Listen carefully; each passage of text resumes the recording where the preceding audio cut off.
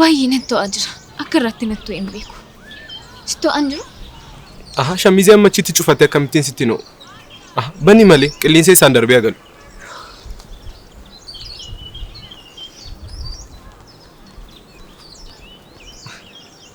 Kanumaa fi kan natti to'ee jettu. Guyyaa tokko qaama dhiqachuuf ofirraa baasee dagadhee jennaan qaba ganna dhiisaa jettee bara. Amma argite gaafiin geessiif deebi'ee. Shaampoo yookiin saamunaa miti barkanan siif kenna. Kutaa dhiqannaa keessatti dhiistee baata? Garuu laalimee akkam akka bareedu. Dhugaa kooti barbaay'ee sirraa bareeda. Garuu kanan jedhu amartii kanatu morma kee bareeche moo morma keetu amartii kana bareeche? Akka natti fakkaatutti namni amartii kana naaf kenne onnee qulqulluu fi hiika jaalalaa waan ta'eef na miidhagse natti fakkaata. Hiikti jaalalaa si caalu garuu isa jira. Kunoo na bira taa'ee natti haasa'aa jira.